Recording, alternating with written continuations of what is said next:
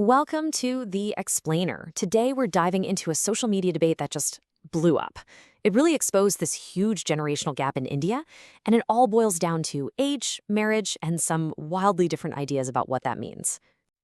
So this is the question that kicked everything off. Someone posted this on a big Indian forum asking, what's up with so many 50-plus divorced Indian men wanting to marry young women? And wow, did it spark a conversation.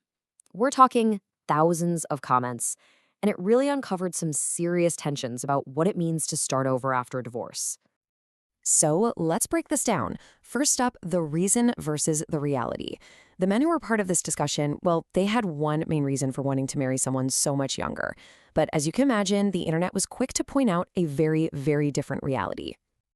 Okay, so here's their stated goal. The argument goes like this. We want to have children, and women our age can't get pregnant. Pretty straightforward, right? On the surface, it sounds like a simple biological reason, a desire to start a fresh family after a divorce.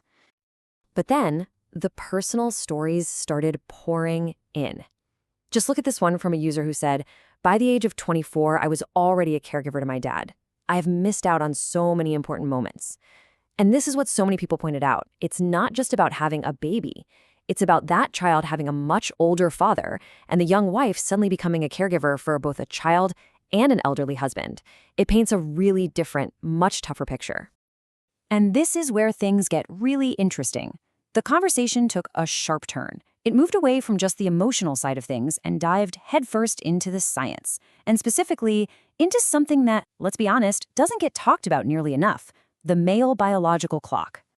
Yeah, people in the thread started bringing up this medical term, advanced paternal age, or APA. And what is that? Well, it's the point where a father's age starts being linked to increased health risks for his kids. This totally challenged that old idea that a man's age doesn't matter for fertility. All of a sudden, this wasn't just a debate about feelings anymore. It was about facts. And check this out. What's the age that doctors consider advanced? It's 40, not 55, not 60. 40. This one number completely changes the game, right? It just shows the massive disconnect between the perception and the medical reality. This really shifted the whole conversation. And people didn't just drop the term and walk away. Oh no, they came with receipts. They started sharing all this research about the science of aging sperm. We're talking about how volume and motility go down, how DNA fragmentation goes up, and the really serious stuff, like a higher risk of miscarriage and even increased risks of things like autism, ADHD, and schizophrenia for the child. These are real, documented risks. And if you need any more proof, look at this. Someone shared the age limits for sperm banks. In Scandinavia, it's as low as 34. In most other places, it's 39 or 40. Now, compare that to the 50-plus age range we're talking about in this debate. It's a huge difference. The science and the medical community have already drawn a line, and it's way, way lower. Okay, so the science is one thing, but this whole discussion wasn't just about biology. It went deeper. People started to question the psychology behind it all, the power dynamics that could be at play here. Take a look at this question, which was actually asked by one of the men in the thread. He asked, as a man, would you prefer to marry a woman who will be grateful for the life you've given her, or a career woman? And a lot of people jumped on this, saying, aha, there it is. It seemed to reveal this desire for a grateful partner, maybe a more traditional one, versus what he called a career woman. But others, well, they had a much stronger reaction.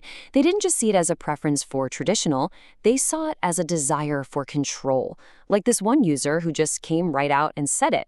They're young, they are moldable. Fucking disgusting.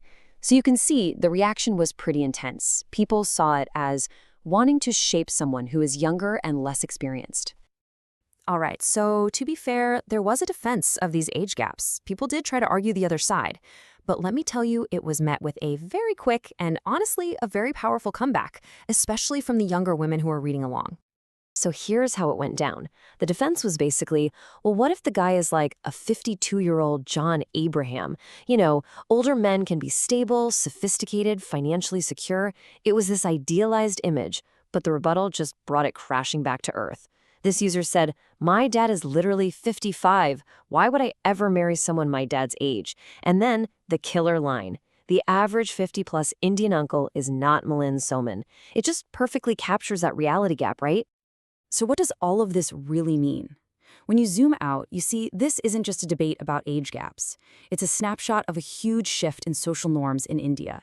It points to this fundamental clash between two completely different mindsets, two different generations. Let's just break down the core tensions here. On parenthood, you have the traditional view, the desire for biological heirs, no matter the age.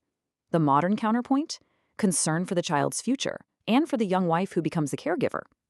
On biology, the old view only focuses on the female biological clock.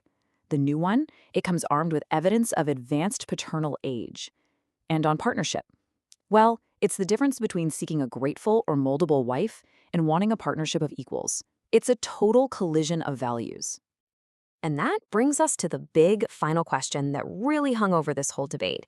Is this a mindset that's going to change with future generations?